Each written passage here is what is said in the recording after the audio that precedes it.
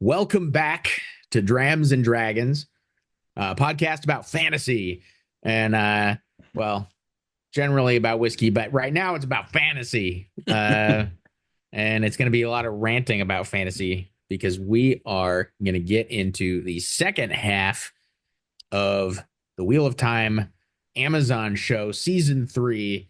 And I think it's going to be a doozy. So, how you doing, man? It's been a few weeks. It Been like has. almost a month since we put an episode out, right? Yeah, it's been a while. It's been a So doozy of a month. yeah, Put it that it's way. there's been Yeah. some illnesses, there's been some vacations, spring break vacations, there's been a whole bunch of Mhm. stuff. Yeah, Uh traveling, mm-hmm. um, just Yeah, and general both of us. malaise. Yeah. Yeah. And both of us. It's not just one of us. Both of us, we both had kind of a similar kind of hmm set of things going on. So, I went, my family, we went down to on a little road trip, spring break road trip down to New Mexico Ah, I'm so to jealous. see family and to do some fun stuff. Uh, you were in, was it New York with Yeah, we your did upstate New York family? with the Yeah. in-laws. Yeah. Yeah. Yeah. It was cool. We had cousin time. My kid doesn't get a lot of cousin time, and we had the cousin experience for the first time, and it was really nice. Nice. Yeah. Yeah. Good travel weather and all that stuff. Yeah, it's like one of those season things. Hmm. Just a busy season. And because of all that, man, I haven't had anybody to bitch about the Wheel of Time with. Yeah. Just been keeping it all inside. I've got some bitching time because my wife is a fan of Wheel of Time as well. And Uh, so we watched the show together. mhm. And just a quick thing, we're not going to be drinking today Yeah. because we're doing this show at, for me, it's not even 10 a.m. So normally we do the show in the evening, have a little dram, talk a little fantasy. Uh, but today, no, too early. I am not a morning drinker. I'm not even really a day drinker. So, you know, Yeah. I'm saying it's yeah. afternoon for me, so still Mhm. too early. Still Um, too early. yeah. It's not too early to complain. No, it's not. And I had some wife complain time too. Mhm. It's one of those like you've been married long enough and you kind of know what each other's going to say though, and Mhm. you just kind of look at each other and disgust a little bit and go, ugh, Yeah. yeah. Yeah. But yeah, You know, we don't get too into it. uh-huh. Oh, for sure. Mm. So the last time we talked, we were talking about the first half of hmm season 3. And we had been sort of, we complained, but there were some things we were complaining about, you know, um, and some things we were, but there were some things to like. Um, Yeah, the Ruidian was wonderful. Ruidian Yeah. episode was fantastic. Just that episode. And I remember we sort of were like, yeah, well, now we're gonna get back into the second half of the season, and like they blew their wad on that episode, and the rest was the prediction. I think was basically that the rest was just gonna sort of return to the form that it has been previously. Yeah, was there a little And hopeful optimism? There might have been a little bit. there was a little optimism Red. and a shred of optimism, but mostly it was sort of pessimism. Like this is and unfortunately, Yeah. I think the pessimism won out. And honestly, we went from some of like one of the best sort of the high of the show, right, which was that Ruidian episode, and we hmm just sort of have now sunk back down into a lot of stuff that was really terrible.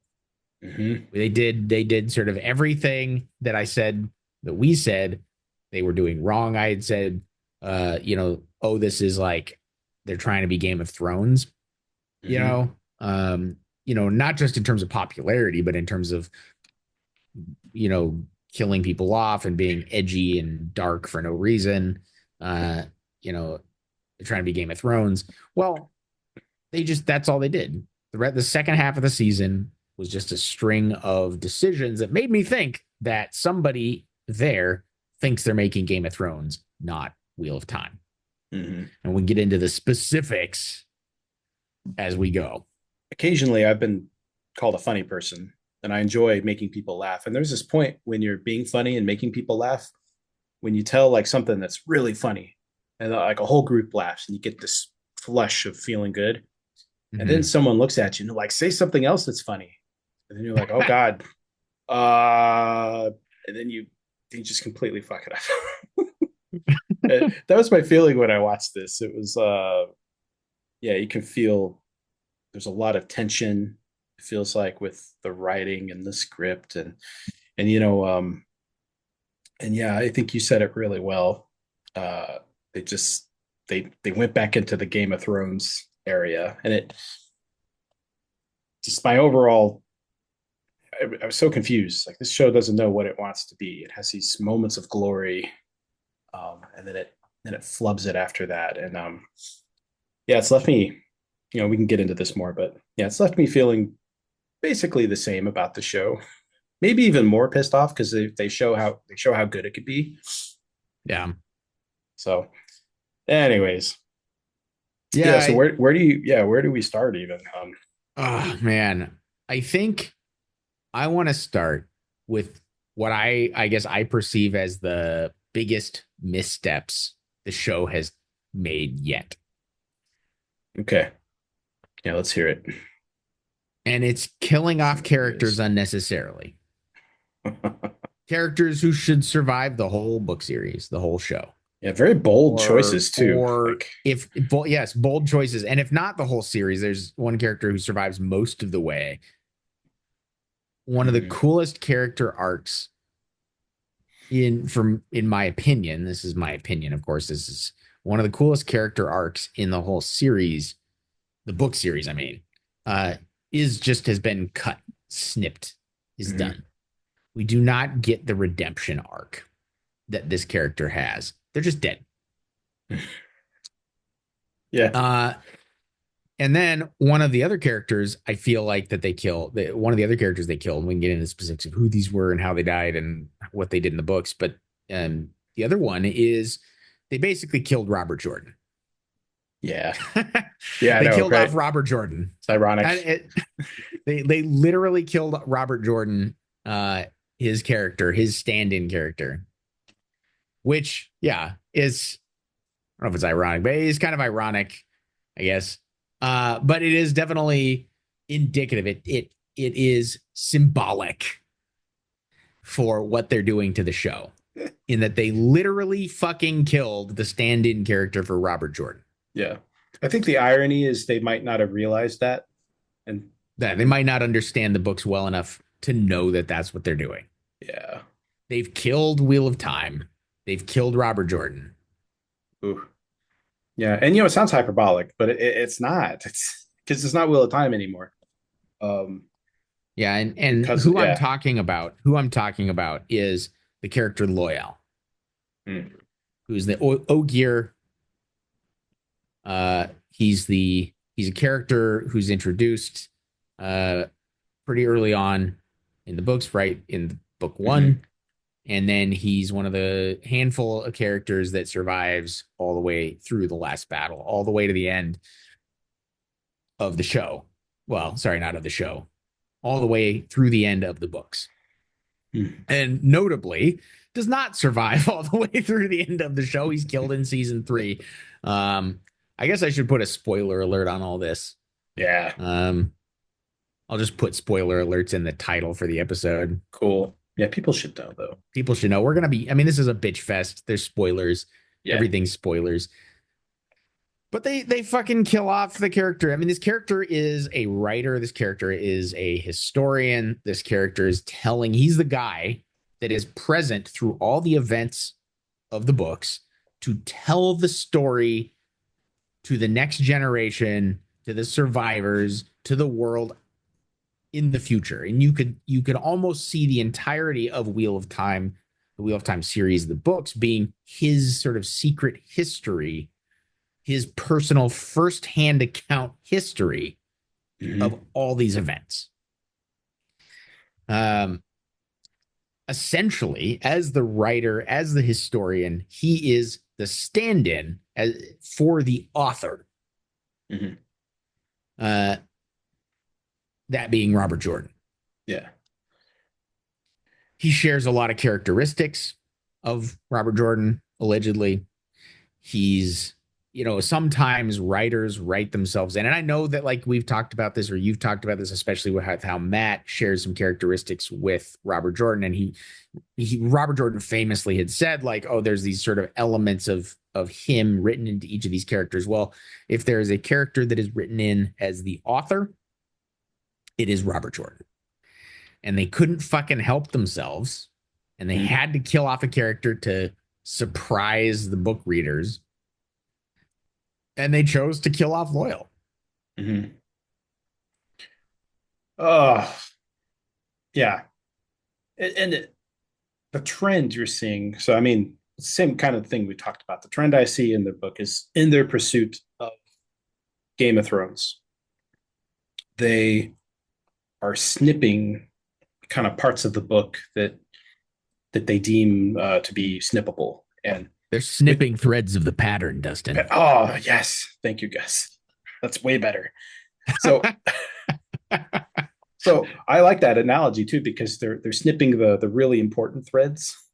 Yeah. At least for the book, and that's the thing, that the judgment, like the wisdom and judgment of what to snip. Like, come on, we are realistic on this show. Like, we're not saying you don't have to, you have to change it to adapt it. It's like adaption 101. It's a different venue. You have to show it, not tell it, yada, yada, yada. But again, it's this kind of haphazard, kind of thoughtless clipping of a character that's integral to the story. I mean, I'm just thinking, without Loyal, you don't have steadings, you don't have lore with the channelers, and you don't have a connection with the history of the world, like the part that makes it epic fantasy. Loyal is also this link to the old world, the old way of doing things. I mean, on top of that, he's just a cool character, and he's fun, and he has all these lovely, cool moments. And so, yeah, I think it's kind of short-sighted, anyways, too, to snip a character off whom you could have come back, and that is something maybe we could talk about. I think they left it open for him to still be alive.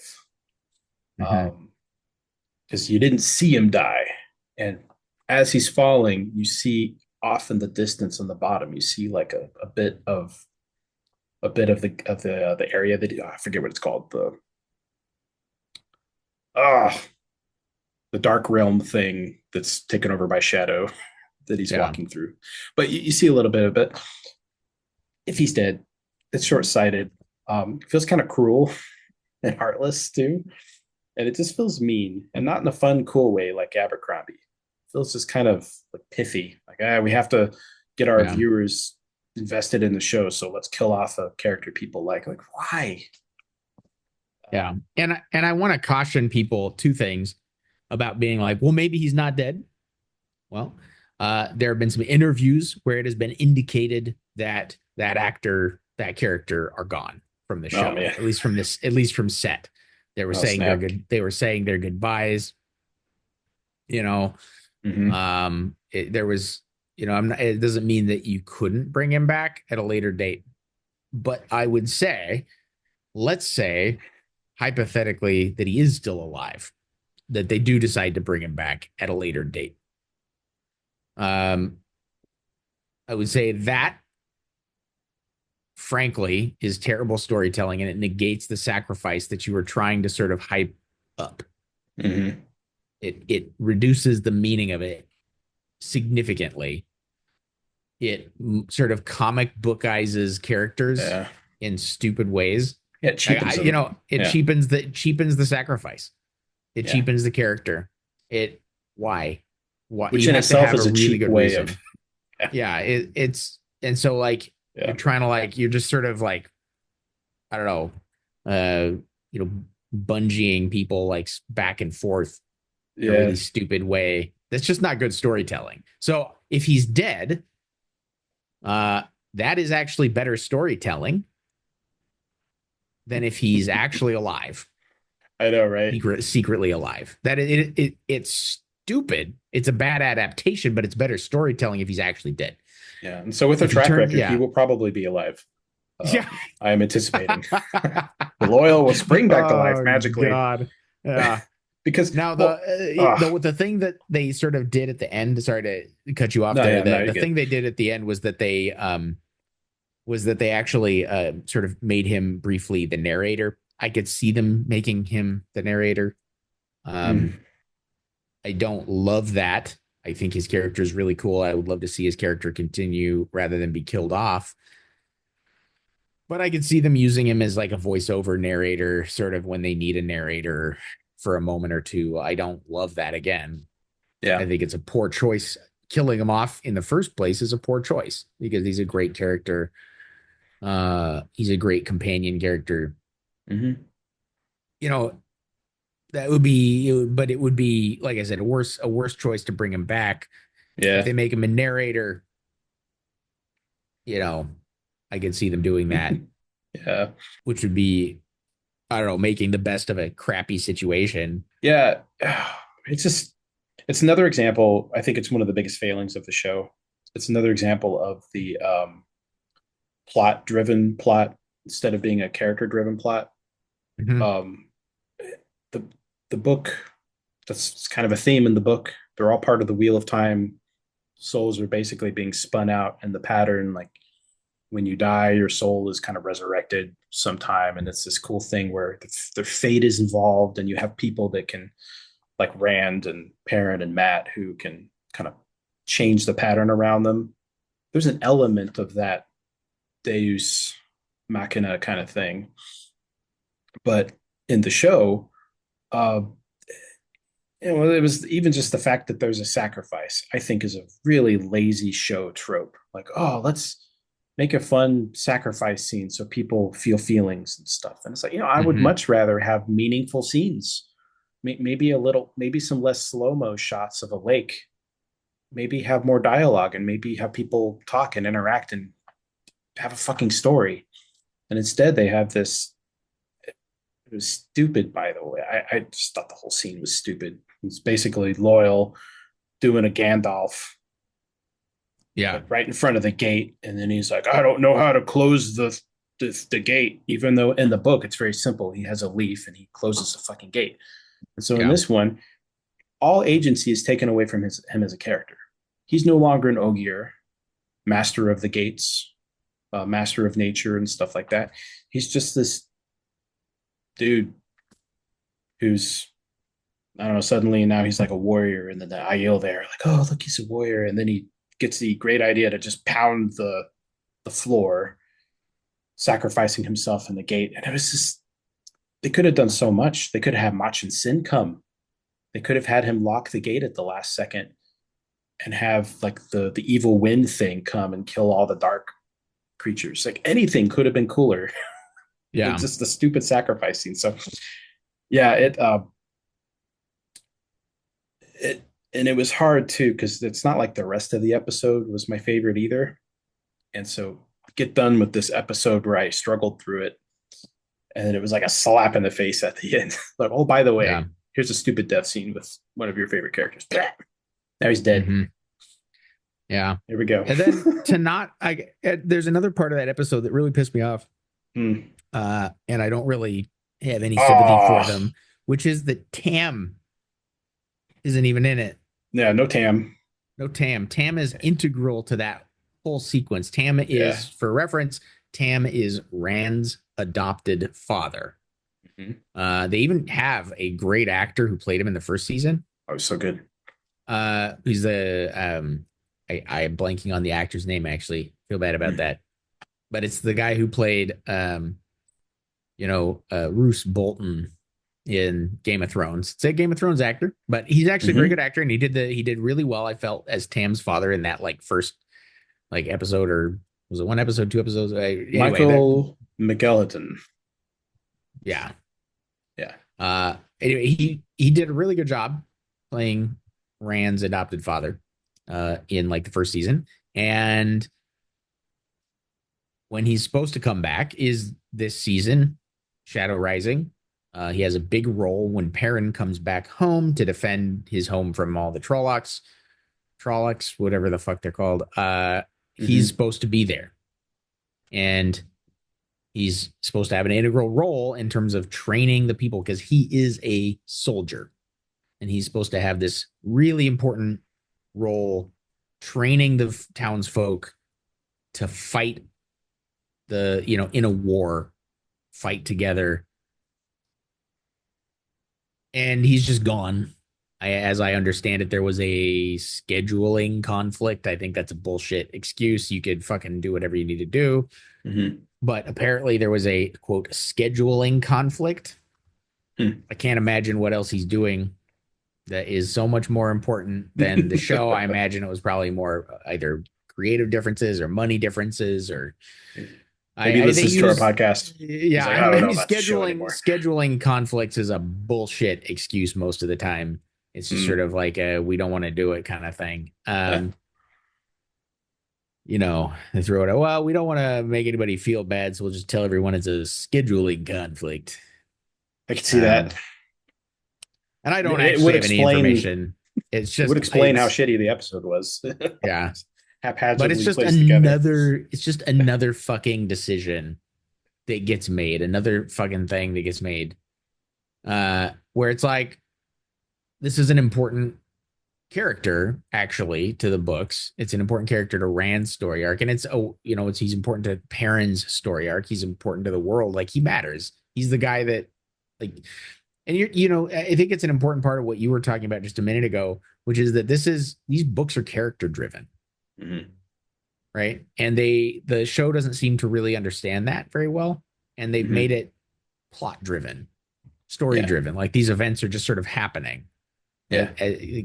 But the books are heavily character driven, and they're just stripping important characters out. Yeah. And then you don't earn the scene. Mm-hmm. And that was the whole point of his character too. Like, for me, the meta point was, here you have this community in the mountains that has the blood of heroes in them. And Tam is this, not only is he a hero in his own right, he's a master warrior, but he's just this blade guy. Master. Yeah, he's a blade master. He's a fucking blade master. Yeah. Like the heron marked blade. Yep. Come on. Like an elite, he was a former elite guard of a king. He's got a history. But that was what was cool about the character. It's like, not only do you have the old blood in the town, but you have these people that have amazing things within them that can come out of them. And a lot of this goes back to Robert Jordan's experience. He's one of these authors that has been in war, and a lot of his writing reflects some of the character type stuff that happens when you go do something like war. You see it with Tolkien a lot. And Robert Jordan's talked a lot about this, but it's this idea of, here you got this kid, he's like 18, and he gets drafted, and he goes over, you throw him in the jungle, and people do some amazing things. You find out amazing things about people. It's like a special thing. And so what ends up happening in the episode is the townspeople are just like, again, plot driven. Just all of a sudden they're like, you know what? We're tired of being crotchety old townsfolk. We're warriors now. And I guess they use the warder a little bit as the trainer. Yeah, they use Ivan. Is it Ivan is the word? Yeah, they used Ivan to sort of act a little bit in Tam's role, but honestly, he's the wrong character for it. And I don't just mean that in terms of like, technically it should be I mean like, his personality is wrong for it. Yeah, it didn't work. It didn't work. I didn't think it worked very well. He's the wrong personality for it. He's the wrong actor for it. He's the wrong whole bunch of shit for it. And it didn't land. Yeah, he's not a soldier. He's a bodyguard, basically. Yeah. So exactly. Yeah. He didn't have that. He didn't have the sort of gravitas that like a sort of grizzled old veteran, that knows these people and is a really legit like soldier would have. I just think it did not land. And it part of it may be the actor, part of it may be the character, the writing, everything. But I think it's an easy problem to solve if you have the correct character, the correct actor, all that shit. And they just didn't. And so because that didn't land, frankly, the episode didn't land. The sequence didn't land. And it's not just one episode. Actually, it's a couple episodes over the course of a couple episodes. They get Yeah. trained up, and there's all these sort of Oh man, dude, that's not even the first. And you know what's crazy? This one episode, I mean, we're spending a lot of time focusing on this one episode, but I think it's a microcosm of the show in itself and of the Mhm. season. And so much effort, so much work, and they just the flubbing of it was just incredible with those big important scenes. And you mentioned you got Bornhold involved in there. Mhm. You got Peyton Fane making a, and Peyton Fane's another one. Uh, he's a kind of a complex, ultra evil character in the books. He's not just dark one evil. He's got this other thing going on. He's a very manipulative, like chaotic evil kind of character. Yeah. Um, and that's why I was saying the loyal scene was like the slap at the end of the ugh fest, because Yeah. yeah, you got this scene at the end of the fight. So they magically win, um, but they're not really won. Actually, the Trollocs have them all dead to rights. They're going to win, but then Peyton Fane gets taken out by Perrin, and then Perrin has an axe to his neck, and Peyton Fane and the Trollocs, famous, of course, for their grace and their ability to forgive and forget and to just leave, let bygones be bygones. Payne opts to call off the Trollocs in exchange for his life, which Perrin gives him.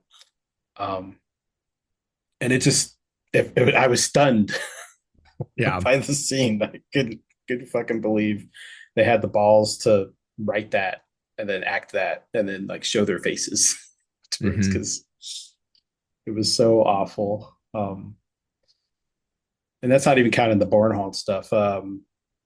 Because did I'm trying to remember, did they kill Bornhold off, or is he still alive? Out he left, right? Because he tried to go in and collect, and then parents said, "Haha, you can't take me because you didn't help." I don't know. I blanked out half the episode because of how irritated I was. Um, I don't recall that detail. No, That yeah. maybe Bornhold There, lived. I think he lived. I believe he lived. The only guy who died, the only white cloak guy that died was the Inquisitor guy. Yeah. Okay, that's who I was thinking of. That really surprised me Well, because he because had that's not how he dies. at all. Again, but I don't mind that because okay, Yeah, it so was kind of a side thing. he's kind of his whole character was very much a side thing in the Yeah. books. His character was given a much bigger place of prominence um in the show. You know what I mean? Like in the books, he lasts a long time. Eventually, he's killed. The Inquisitor's killed by God, is it Galad. Galad? Like really, or Yeah. Gawain, or was it Galad. Gawain or Galad? No, it's He's killed Galad. like is He Galad. challenged He's him for the honor of his that's right. mother. But Yeah. he lasts all the way to like the end, but he's like not really prominent Yeah. through the whole book series. I He's would like say has he's these little trimmable. moments. Yeah. Yeah, there's I some was still characters that like, are ugh, trimmable. but yeah. Yeah, there are some He's up there characters with that are Uno. I would yeah, have liked to see Uno, but sure. it doesn't make a huge They difference. Yeah. trimmed the whole third book, which is the only other book that Uno's like really in a lot of. So, I sort of like, okay, there are certain characters that are sort of trimmable because, like, yeah, they're there along like deep into this book series, but they're sort of minor little set pieces almost. They're like teeny little pieces of the whole thing, and Mm-hmm. they don't matter all that much to the plot. He fell into that for me, the Inquisitor guy whose name Mm-hmm. I'm blanking on off. So I don't mind. Like again, adaptation. You can't have a million characters. Fine, you trim some guys. You trim some Yeah. guys, right? Yeah. Okay, fine, whatever. Um, but when you're talking about trimming somebody like Loyal, who's a major character in the book series, and you're killing him in the third season just to have some heroic sacrifice, it doesn't make sense. They're different they're different tiers of characters. Yeah. So I Yeah. want to. I was curious then, because I have a strong feeling about this of the other second major death, because we haven't talked about the second one yet. Hmm. We've spent all of this time basically bitching about what is it, episode 7, right? But there's Yeah. also episode 8, and Ugh. episode 8 Okay. has another major character death. I would argue it's not quite as major a character as Loyal is, Yeah. but not far behind in terms of how important they are to the books. And I would Same argue ballpark. a Yeah. character that has an even more significant sort of character arc and redemption arc and sort of more interesting character sort of standing on their own, even though they may not be quite as major to the plot in some other ways. They have a really cool character arc, and that is Siwan Sanche, The Amerlin seat. the Amerlin seat. And in the books, she is stilled. She is deposed by Aleda, Mm-hmm. and she is stilled. That means that she's cut off permanently from the one power. This, in the books, in the show, this is shown to be basically a sort of death sentence, because the person that is stilled loses kind of all sort of will to live. They lose their reason for living. It's like they become this sort of ultra depressed, like suicide, essentially suicidal, depressed, suicidally depressed, sort of husk of their former selves. This is what it's shown to be. And they, throughout the books, throughout the show, they show that this is the end result for virtually everyone who is stilled. And they have to be like kept at the tower on suicide watch. Mm-hmm. Siwan Sanche is not that when she is stilled. She has such incredible will that she becomes, in the books, this is books I'm talking about, she becomes the mentor to Egwene. She becomes future Amerlin, yeah. Who is the future Amerlin after Aleda. There's a split in the tower. There's a rebellion, an Aes Sedai rebellion in the books that goes on, and Siwan Sanche is like the sort of motherly figure for Egwene, for Nynaeve, right, for Elaine, for these Aes Sedai who are part of this rebellion, and she becomes an advisor to her, and she becomes kind of like the wisdom behind the power for a long time. Mm-hmm. And she transcends being stilled in a really remarkable way. This is why I really love her character in the books, is because she does not let that stop her. She does not just lie down and die. She fights, not like physically, but like she fights in the ways that are, available to her. And she's an amazing character in the books that lasts. She doesn't live to the end. She dies at some point, I think in the last battle, right? Like, yeah, she makes it a really long way. And she has an incredible, we talk about heroes' deaths. In the books, she has a hero's death. Like at the end, in the end fight, she's there despite everything she's come through, despite all the difficulties, and despite everything, she fights till the end. She is an incredible character in the books. And in the show, they said, you're fucking dead weight. We'll give her a nice little speech, though. We'll give her a nice speech, and then we'll cut her head off. Yeah. Of course, we'll show Aleda's face stricken as she listens to the speech. Yeah. Oh, was I wrong? Oh, it was just. And look, I really like, it was terrible. I mean, I like the actress. I love the actress they have for great. Aleda. She's fantastic, and she is fantastic as Aleda. There are a lot of so it's like frustrating because there are these good decisions going on. That casting is great. There, and up until they killed Siwan Sanche, I was okay with almost everything. Almost, not quite. Almost everything in that episode. in terms of it being an adaptation. And then they were like, fuck the books. Fuck having this great character around. Fuck having this great actress around. Dead. Yeah, let's Off get rid with of her her. head. Why? Ugh. Is she too expensive to keep around as a side character? As Yeah. like an important side character? I feel like they're trimming the cast because they're basically like, yeah, we got too many actors to pay. That Cast could is be getting it. too big. Yeah, they blew Cast their is wad getting too on big. Druidian, you know, getting a little Cast is too getting too big. big. We got to cut. We got to cut budget. Too many people to pay.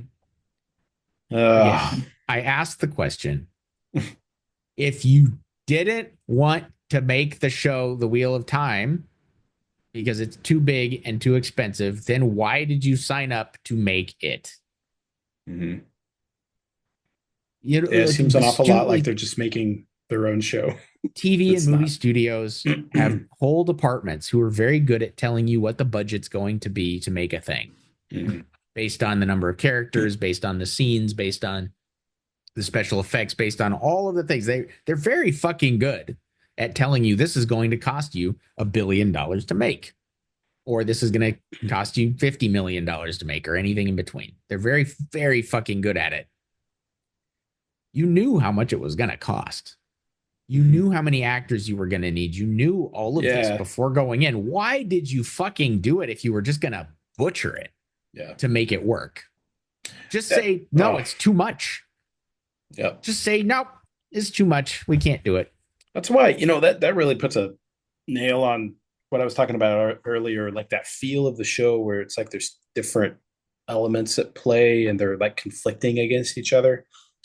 Because, if you take the spectrum of quality in this season, you have Rudy in at the high point, and then you have I don't know, Perrin letting Paden Fane go as maybe the low point, killing Loyal or things like that. Like they seem insane. They seem like there's different people with different ideas and different visions. I don't know. It seems like a boardroom thing. Maybe they did have to have a conversation like that. And even there's a scene where Nynaeve discovers that she can use the power on her own, and she breaks out of her bond, which again they rewrote from the book because in their wisdom they thought that this was a better way to show it, and I don't think Yeah. it was. I think it was shitty. But so they have the music ramping up high. You always know it's getting dramatic when the ladies start to yeah, and you're like, oh, okay, shit's going down now. And she creates, she's been thrown into the water, left to die, and so she creates a water bubble around, and you're like, oh, that's okay, that's cool. She went Moses on it. She's like Moses, and she's coming out of the water and she's smiling. But then the camera goes back and it's like, well, okay, she cleared the water around her a little bit, Yeah. and but it's like a 2-minute sequence, and the lady's just singing all crazy, and the 90s like, look at me, I can do this. I'm like, bitch, you gotta go. They're getting away with the things. We don't have time for this. Yeah. And just everything just fell flat like that. I know they spent money on the CGI for that, but it kind of had like Last Battle vibes for me. For the last season, where after the horn blew, and then it's like a massive battle of 20 dudes, Yeah. where just a complete letdown. As much as the music would try to persuade you, um, and that's not even everything, man. So they replaced Jacinda Teal or Asmodean with what's his name, the other Forsaken, with the hammer, Mm-hmm. Oh, and yeah. and then Spider Lady killed him by taking all his veins out, which was pretty metal. But this is like a lot of disjointed things like that. Like they're trying to pay fan service on one hand, and then there's like another dude in there who's like, "Fuck the fans, like fuck Yeah. these people." I just feel like they change one thing and obviously blow a load on like special effects budgets in like one place. Uh, But it's like something that's not really fucking important, mm-hmm. right? And then elsewhere they're like, well, it's gonna be too expensive. We'll just cut it. And but it's important. You know what I mean? Like I just feel Yeah, like they're not prioritizing what's actually fucking important to the yeah, story or to the show or to like making the shit that is cool like feel big and awesome. Okay. Mhm. And there's speaking of which, Uh-oh. fucking speaking of which, in the Ruidian episode, we made a note. Matt wasn't there. What did we say? What did we say? We both said this. They were going to do it somewhere else, Yeah, but shittier. but shittier. Boy fucking howdy. Yeah. Did they ever? Jesus Christ. What the fuck was that version of an eel fin? Yeah, that was weird, man. Didn't expect That that. was some like fucking labyrinth ass bullshit.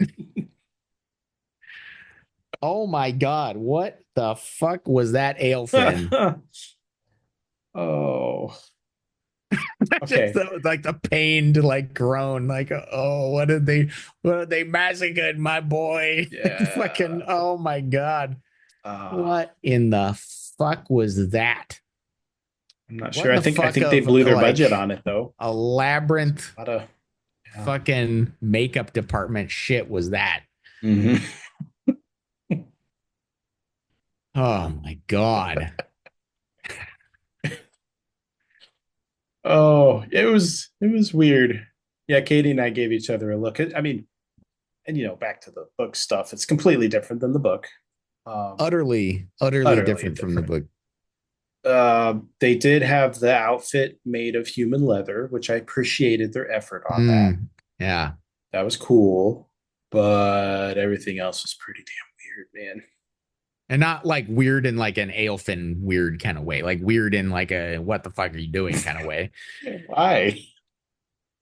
It's Um, weird in that way that makes you wonder. Again, it's like these scenes, the kind of overwrought scenes they do sometimes. Like, why are you wasting your money on this? If you guys have limited funds, you have such limited funds that you have to kill off major characters in order to save budget, like actor budget, yeah. cast budget, or special effects budget because you can't do the fucking last or the horn blowing right or whatever. Like it's back to you couldn't afford to do the horn blowing right because you had to have Moiraine blowing up a fleet of Shan Chan's ships for no reason.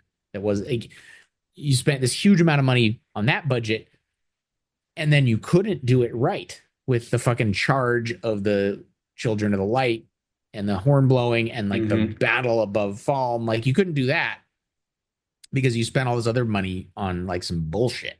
It's the Yeah. same shit here. It's the exact same shit here. Same shit. How It's much like, did how much did that loyal special effects sacrifice scene cost them? right. Probably a lot. Probably a fucking Yeah, lot. all the CGI for the The guys and sea the and background the of thing falling and yeah, the yeah, ways and all that shit. it was a And then lot. you're gonna fucking skimp out on the mat scene Well, it's the same. They had that big or the fight with Nynaeve scene, Nynaeve scene. You had the Lanfear Moraine fight too, which was pretty CGI. which is not a thing. It didn't happen. It didn't happen in the books. It was completely concocted for the show. And how much money did that fucking cost? Yeah. Oh god, that dude, just that fight too. It's like every little thing. Um, I had a good Yeah. comment from Katie. We were watching it, and she's, Land picked up Moraine again and had his like "I'm holding Moraine" thing going on, and she's like, I feel like every episode Land's holding Moraine for some reason or another. It's always, oh look, there's Land. He's carrying Moraine again, Yeah. and they Yeah. do this thing where Land and Moraine are fighting, fucking Forsaken side by side, and Land's like just whacking at her with his sword. And she's, oh, I put a shield up. Oh, I'm a Forsaken, but I can't make you explode me. And Yeah. it's just a hard one. I heard this from somebody describing the show as one of their other big major problems is that they break their own rules. Um, Yeah. they establish a set of rules and then they don't stick to them, or they break them, or they just, again, the plot rules Mhm. all. So if the plot demands it, it doesn't really matter what the fucking rules are, but it leaves the viewer feeling untethered. When I see this person who's this ancient being who is a channeler of immense power, who's fucking evil. I guess she has access to the true source, all that black stuff going around her. Mm-hmm. And she's struggling against an untrained girl, which is what all channelers are to the Forsaken. They are untrained, like savages who don't understand how the power works. And this lady's a researcher and an expert. And in the books, they're much more badass because the Forsaken know how to do things like cut you off from the power, place a shield on you. They're very slippery. They know how to make just unmake her. She could just unmake her. Yeah, with a thought. Yeah. I don't. They. But yeah, they make this big CGI battle. They've not only rewritten Robert Jordan's rules completely, but they don't, like you said, they don't even like it's not even internally consistent. They're not even following their own changed rules. Yes. Like an example would be like, okay, how many women does it take to cut off a single man from the source? Oh yeah, you need a circle. I think you need a circle. Like, yeah, you need like 3 or something. Well, yeah, more. You need that's to still a man. You need Oh, that's right. Like but to cut him off from the source, you need several women. You need you need a circle. You need a group depending of on women. How strong they are. Yeah, but not even depending on how strong they are. Like period. You need a significant number of women to cut off a man in the books, and in the show, Moiraine's just like casually cutting off a Forsaken man, like. In that scene in the episode, in the last episode or the one before. It depends. If you want to put a shield on somebody, it's a strength thing. But if you want to cut them off, if you want to, like, it was the full circle of 13 sisters was required to like still somebody. There was something like that. Oh man, I got to read him again. Someone out there listening is like, those the details. Yeah, I seem to remember it was a strength and skill thing with cutting off from the source because, like,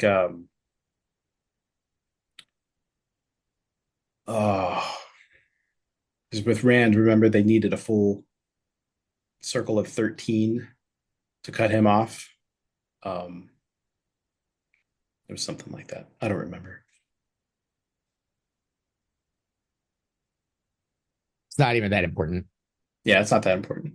She's cutting off again, Forsaken from the Force. Anyway, the point of it is it's not. You can't do that. Yeah, and like it's really irritating.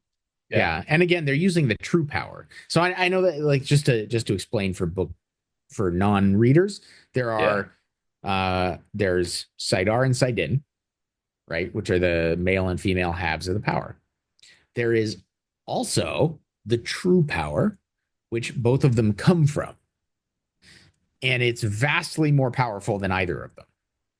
The Dark One has access to it. The Forsaken, through the Dark One, also have access to it. Unless he doesn't want them to. He can give it to them and cut them off. Mm-hmm. It is vastly more powerful. Yeah. It comes at a price. The price is like service to the Dark One, and it is vastly more powerful. The Forsaken have access to it. You even see them in the show using it.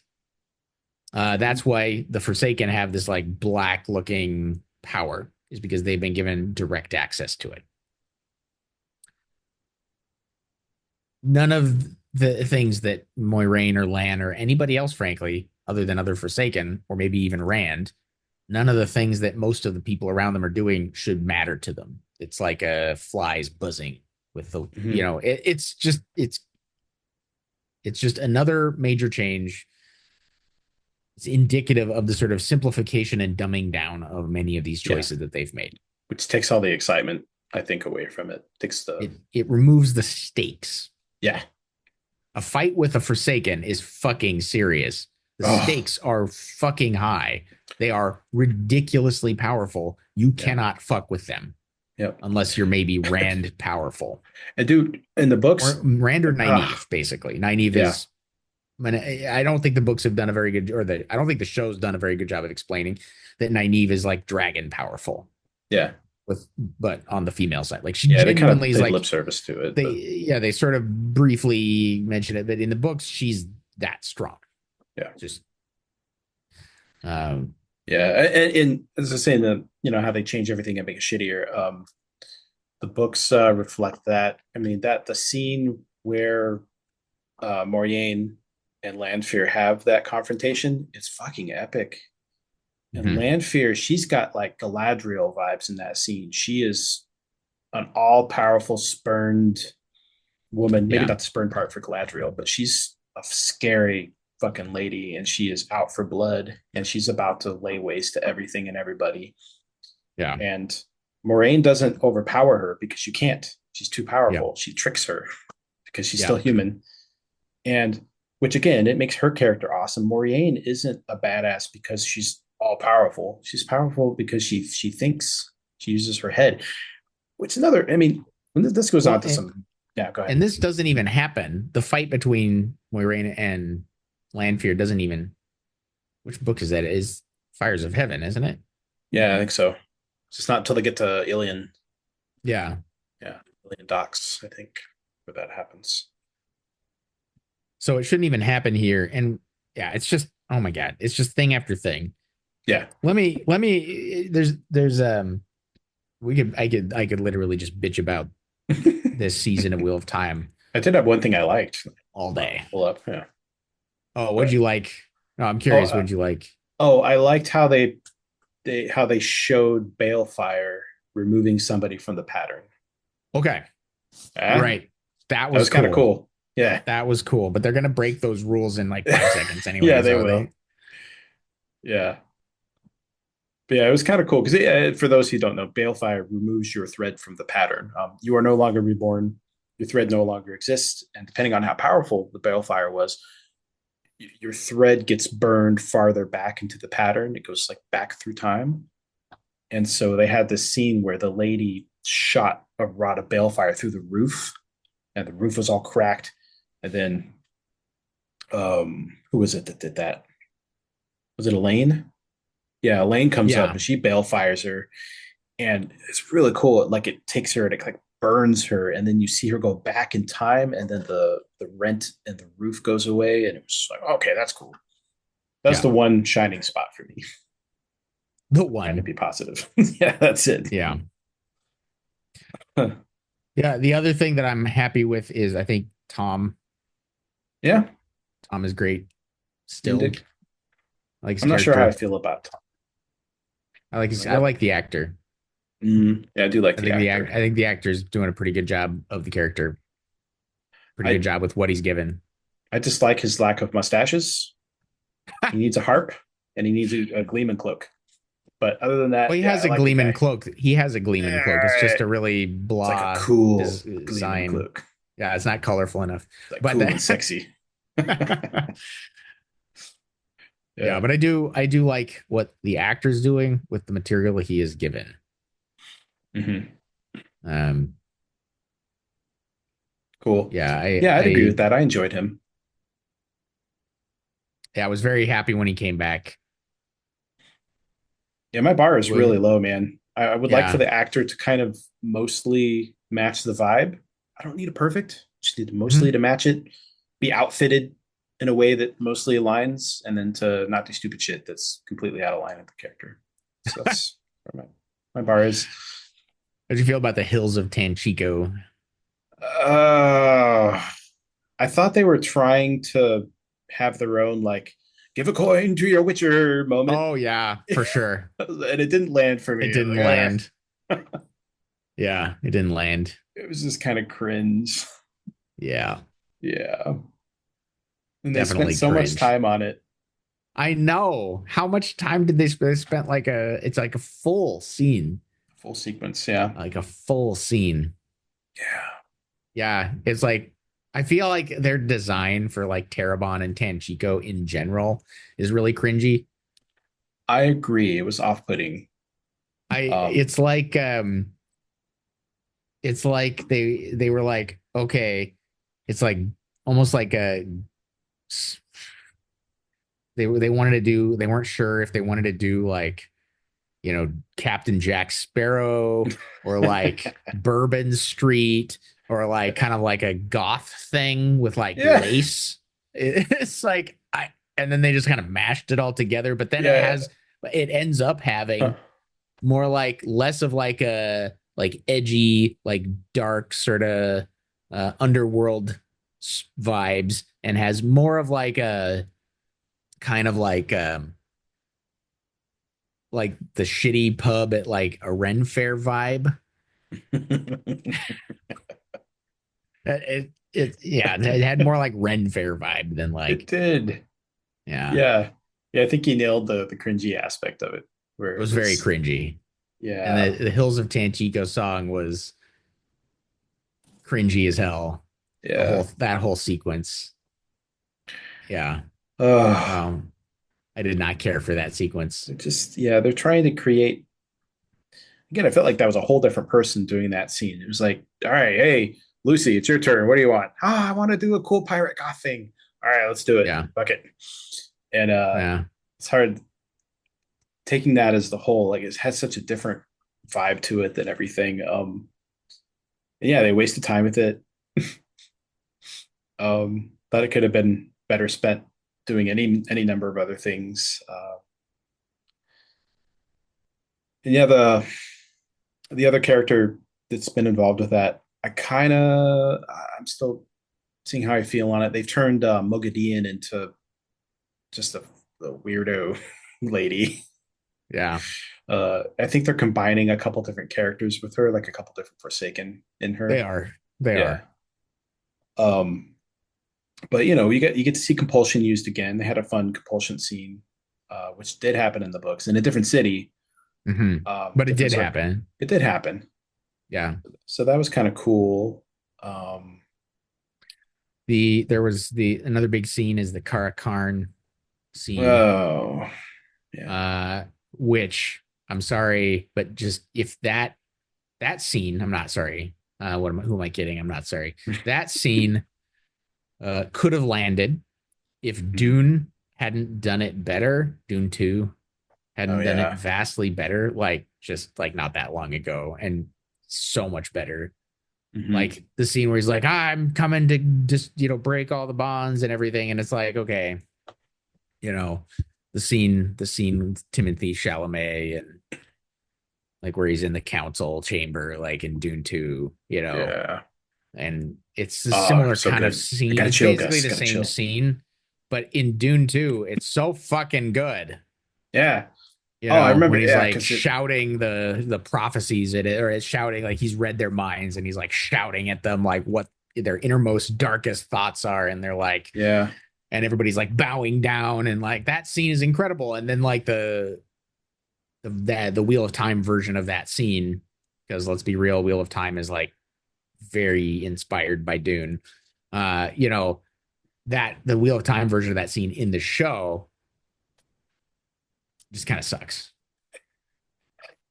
Yeah, we were making fun of it when we watched it because like the background people that were supposed to be part of the Shido. There's this part where like the secret's out, and of course in the books they did it so much better. I remember that. I Yeah. love the scene because it's like this bowl, right, where you can just speak normally and everybody around it, like thousands of people can hear you.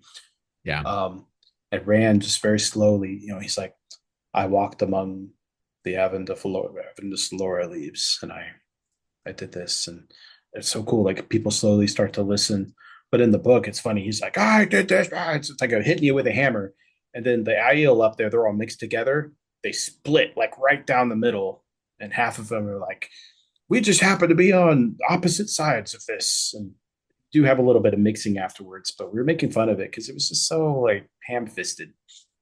Um, Even with the Yeah. extras and how they showed the people kind of coming over to it. And I remember that split down the middle was like, I roll my eyes. God, Jesus. Okay. Because it was this whole thing where you have thousands of people and half of them reject what's being said. But in the show, the way they showed it, it's like they split down the middle. And I guess it was to show that it split the Aiel, but realistically, a crowd's not going to split down the middle like that. Yeah. Um, but it was like stupid.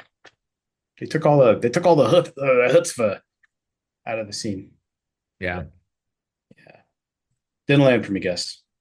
Didn't land for me either. And it could have landed. I don't know. But I just, Yeah, every time, like, while I was watching that scene, the whole time I was like, just remembering how much better Dune did it. I didn't even think of that. It's a good point though. Dune did do it Which, better. it could be done badly. Even in Dune, it could be done badly, right? Yeah, Like in, the old Dune movie, that scene doesn't really land. You know what I mean?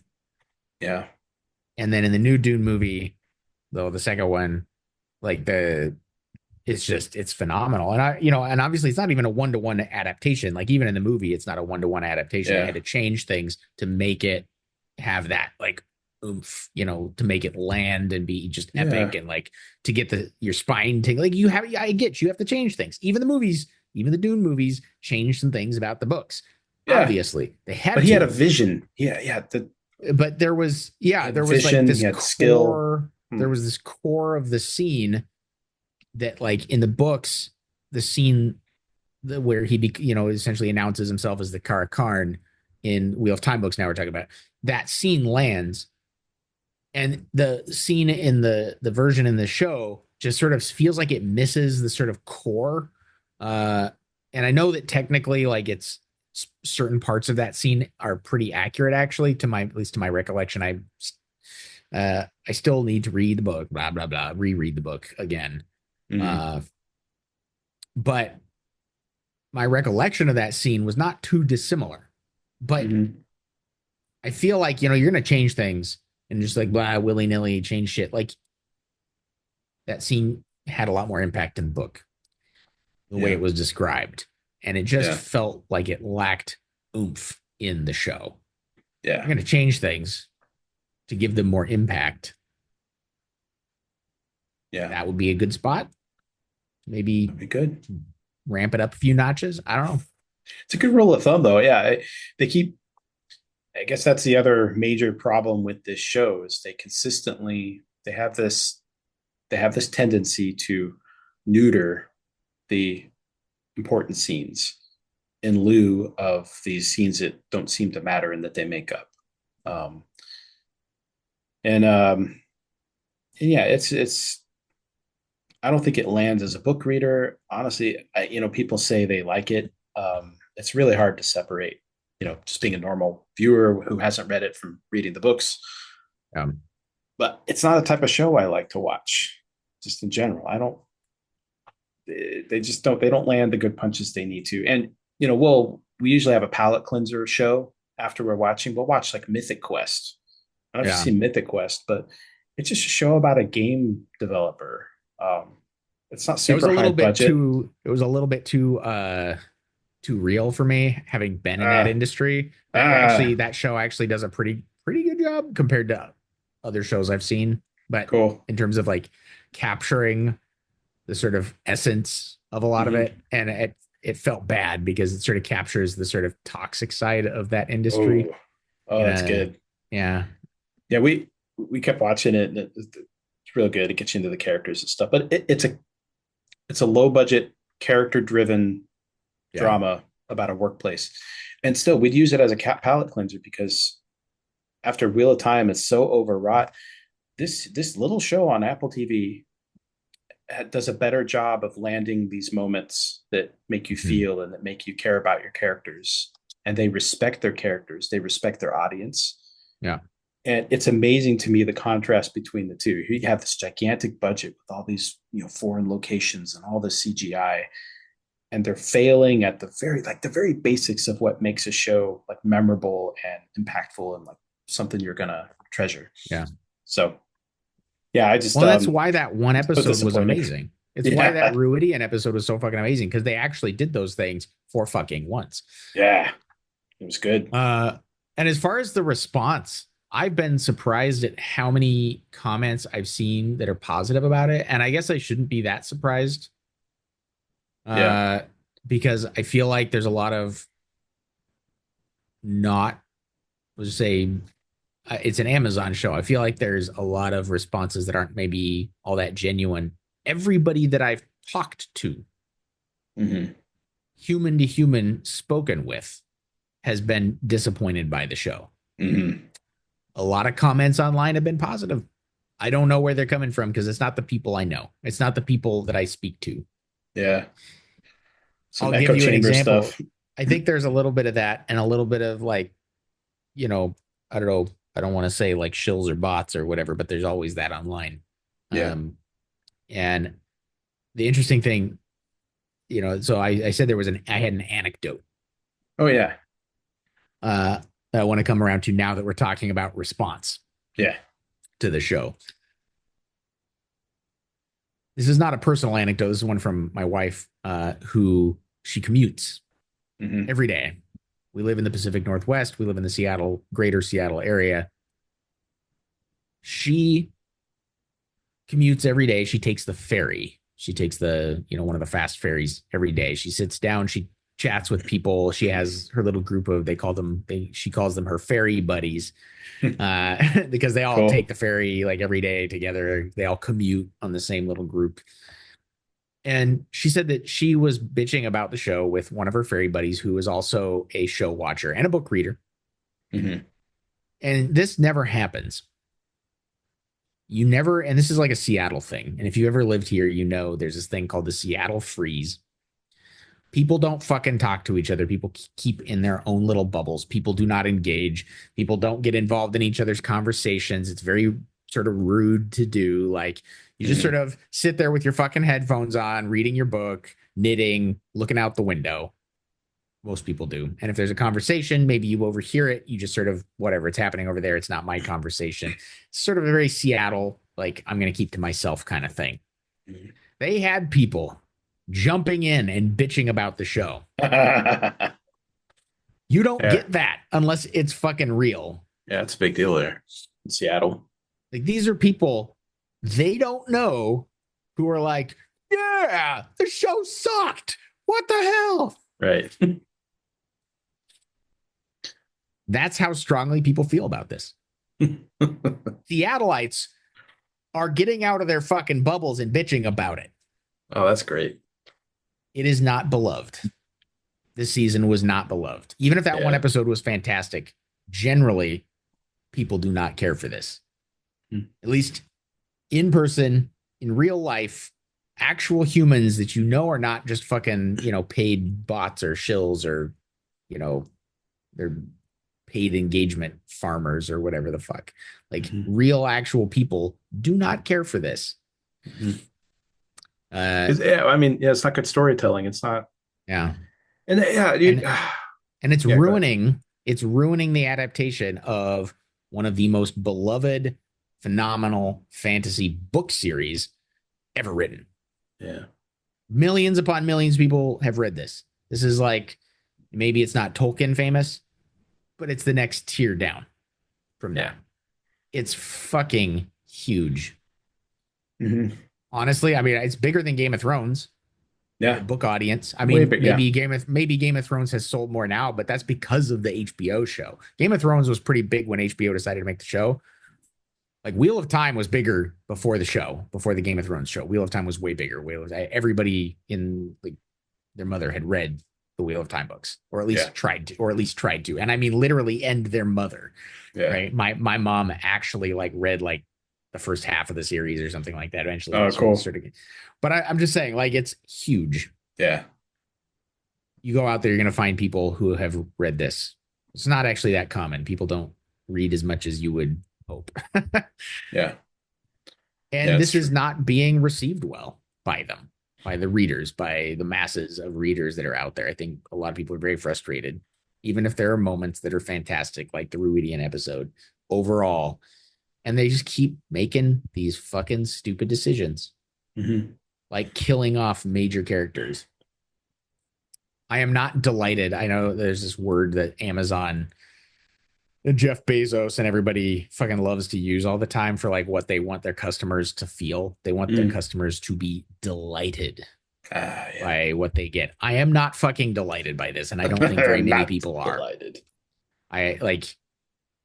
I'm not watching a Wheel of Time show to be surprised by all the characters you kill. That is not why people are watching this. You misunderstood your audience completely. Yeah. Yeah. There you go. I've said my I piece, like it. or I have spoken. Uh, I like it, man. I agree with that. And I think, yeah, for me, the forces at work are it's just by going by the project, it's a very nearsighted project. Um, and if they are going for a group of people, I maybe don't think they're catering to us anymore. And that's something weird about being 40. I've been realizing for a few years is we are outside of the target audience for a lot of these ventures that aim to capitalize on that like 18 to 25 or 18 to 30 market. Yeah. And the truth is, yeah, there are a lot of people out there who really they don't get it or they haven't read it. It's just a show to them, and it's really hard to put my biases aside, having read the book and having being a part of my life and like a seminal part of my life, um, and development and stuff like that. So yeah, it's I just I hate legacy wise. I hate that it feels so cheap and that it feels so forgettable and that it's so just it's all that respect stuff I was talking about. Like I don't feel respected when I watch it. I don't feel like they respect the characters of the IP. And if you really want to get angry, stay after the show and watch a couple minutes of that making of the episode thing they do. It's fucking enraging that they have the showrunner on or one of the producers, or like the creative guy, and it's this guy who just is smelling his own farts and he's just talking out of his ass, and he's got that. He's just got this thing to him. Like I hate that you're running the show. I hate that you're the guy who's in charge of these decisions. Because you're right, man. This could be something. It's like everything else, man. It could be something you pass down, like you watch with your kids, that inspires a whole new. Because I want that for Wheel of Time. I want video games. I want cool TV shows. Like it could be an IP that, Mhm. like an international IP. It's that good. Um, Yeah. this ain't it, man. And it's just going to be a forgettable, over the top fantasy show that in 10 years no one's going to be talking about. Yeah. Or it'll be what Game of Thrones turned into. They fucked it up with the final season, where everyone's just like, "Oh God, Game of Thrones." Ugh. Yeah. But I wish they'd I feel learned like, that lesson from Game of yeah. Thrones. I feel like What this is happened? like the old version of Dune, like the fucking 1970s Dune Uh, adaptation or uh, 80s or whenever the fuck it came out. I feel like this is that adaptation. And then like in like 50 years, somebody's gonna be like, oh, we could do better. I hope so, man. I hope it's not 50 years. I hope I'm alive to see Oh, I it. hope But so. I'm just saying, like somebody's gonna come along and be like, let's actually do Wheel of Time and not Yeah. like sniff our own farts. So Maybe us millennials can do it. If we can go 20 years without another fucking financial recession, I would be so happy. Then maybe we could build up the resources to that direct a show and fund a show. that request to not go 20 years without another recession is going to age very poorly. Yeah, it Is really already is. that is aging poorly, and you just said it. So, Fingers crossed. oh God, Jesus, ah. crazy times. Well, Anyway, man, I this is it's good. I feel like I got most of my bitchiness out. How you feeling? feeling pretty good. I mean, feeling pretty Yeah, shitty, but yeah, I feel like I got to say my piece about it. So, yeah. Same. Well, shit, man. Yeah, it was nice hanging. And listeners, I hope this was cathartic for you. yeah, And if you like it, good, great for you. I'm so excited that you're digging the show. But I hope I struggling. convince you that you're wrong. Yeah, you're No, wrong. no, you're. I mean, you're not wrong to have preferences. Yeah, yeah. We don't want to take away joy here, but Yeah, also and yet I think that we all deserve a higher quality of content we do. Yep, for our money. yep. So, Make Wheel of Time great again. That's what I say. oh God damn it. uh, anyways, Oh I man. gotta go, man. All right. that's Well, that's it thank for you all me. for listening. Thank you all for listening. Hope you had a good time and hope to see you on the next one. Have a good morning. Yeah. And stay gold, everybody.